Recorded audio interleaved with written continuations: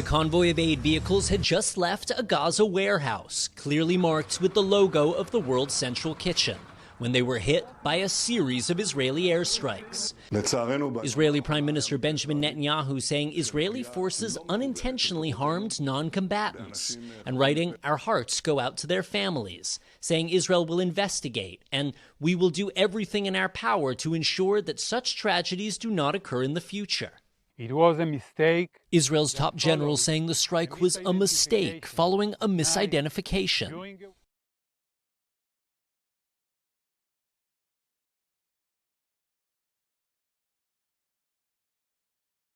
North Korea has claimed that on Tuesday it successfully test-fired a new type of solid-fuel hypersonic missile.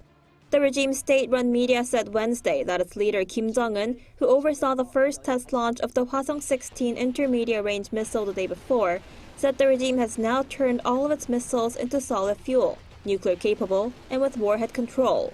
The North said Tuesday's test was aimed at verifying the reliability of the weapon system and that it traveled around 1,000 kilometers.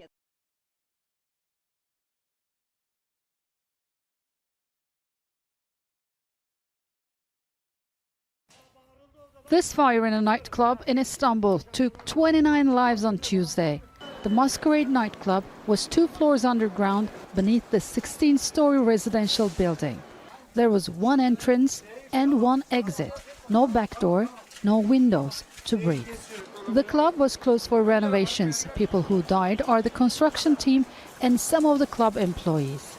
Rescue teams tell us people died of smoke as there was no escape.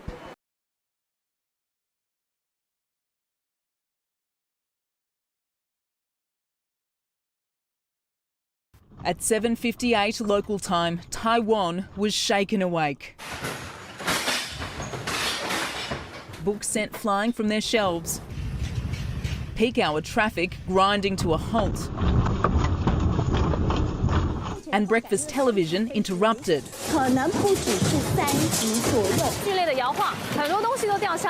The 7.4 magnitude quake was the strongest in a quarter of a century.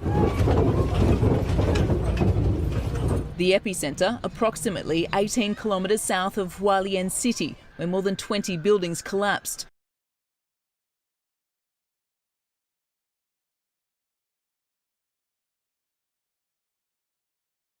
Russian officials say 13 people have been wounded in Ukrainian drone strikes in the Tatarstan region. Video verified by the Reuters news agency shows a drone hitting a target and exploding. Russia says the site is a student dormitory. Ukraine claims it targeted a drone production plant and an oil refinery. Now, this appears to be Ukraine's deepest drone attack into Russian territory. The sites in the cities of Yelabuga and Nizhkamansк are about 1,200 kilometers from the Ukrainian border.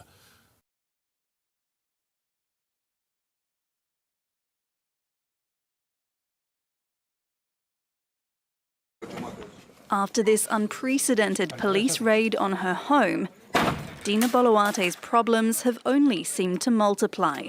The Peruvian president is currently under investigation for her alleged undeclared possession of 3 Rolex watches, and on Tuesday prosecutors announced they were broadening the scope of the probe.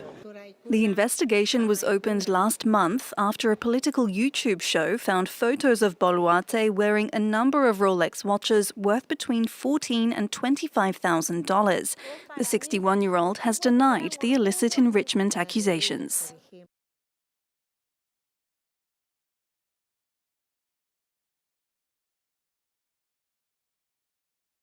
9 suspects have been killed in a gun battle with police at Desai in Marion Hill in Durban. KwaZulu-Natal police confirmed the incident in a statement, and the suspects were allegedly terrorizing residences in that area. They were also on the police's radar for serious and violent crimes. A manhunt is still ongoing for 2 more suspects.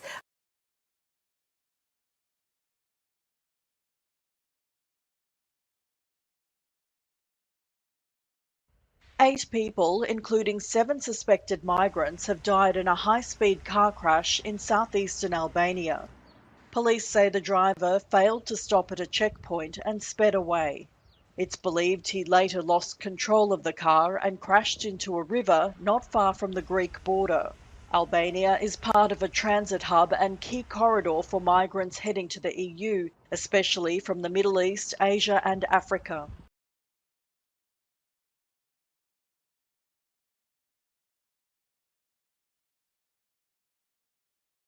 A second channel has been opened around the fallen bridge near the port of Baltimore on Tuesday. Workers from the Coast Guard and U.S. Army say they cleared a passage going down 14 feet or just over 4 meters. That's similar to a first channel opened earlier in the week. Together, the opening should allow smaller vessels in and out of the port, but most commercial shipping remains blocked as big cargo vessels would need a channel more than twice as deep.